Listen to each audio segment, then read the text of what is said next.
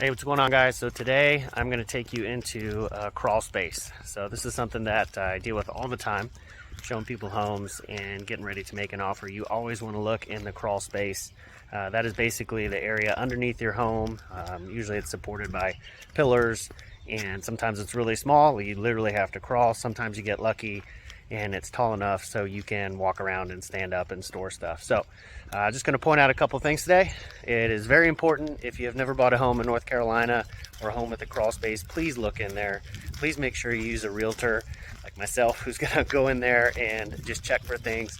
I can't diagnose anything, that's not my expertise, but I have literally gone in a crawl space to look, and I've seen an active leak. I've seen all kinds of crazy stuff with insulation falling down. So it's just a good idea to make sure you're taking a look. So I'll go show you one here. All right, so here we are in a crawl space. Also, don't forget your flashlight. You want a good LED flashlight. So you might take a peek and say, okay, I can't tell anything that's in here. And generally speaking, that's true. You're not going to know what you're looking at. But one thing that you can look for is this black material here. This is called a vapor barrier. Basically what this is going to do is help prevent the moisture from the ground coming up into your insulation and getting into your joists and everything that's supporting the house. So vapor barrier, good. If you just have regular dirt, not so good, because again, that moisture content is going to fluctuate and probably increase and decrease as the seasons go along. The other thing you can look for is you can see if your water heater is down here. Usually there's a lot of pipes running down here. Sometimes you can check the type of pipes. So for example, one thing that a home inspector might point out is if you have polybutylene pipes. I'm not always able to identify that, but you can take a picture of the pipes. You could send that to a plumber. They could usually identify it. Basically, you're just getting an idea of what's going on down here. And one thing that I like to say is if someone has encapsulated their crawl space, or they have taken steps to improve it or take care of it, then you can pretty much guess that they probably took decent care of their home, or you would hope so, because if you're going to spend $8,000 to $10,000 on a really nice crawl space treatment with vapor barrier and a dehumidifier and all the stuff that you might want to put in, chances are they're taking good care of their home.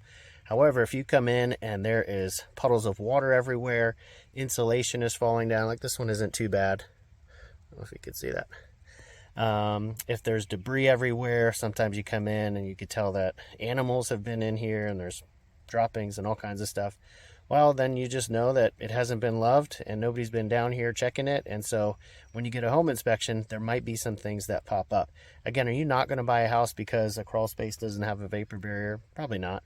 But you can ask for it in an offer. You can write in a term. If now 2 years ago or a year ago, and even coming into this market, it might be tough to ask for, a crawl space encapsulation because you were basically just trying to get a house. But now you have a little more leeway. The sellers are going to want something to work for you if you have a good offer. So you might write in a credit because you know there's no vapor barrier, and you're going to want a vapor barrier in your crawl space.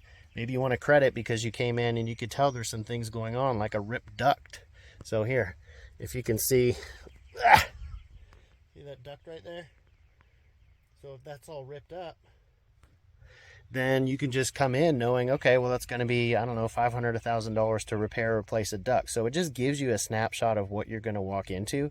And in North Carolina, when you have due diligence, you're putting some money up front to just go under contract, and that money is going to go to the seller no matter what.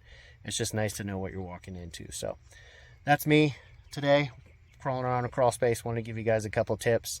If you have more questions, let me know. I'd love to hear your experience with crawl spaces. Some homes here in North Carolina are slab foundation, but majority are crawl space. And if you have a good story or maybe a horror story, I'd love to hear it. Put it in the comments below, and I'll talk to you guys later. Bye.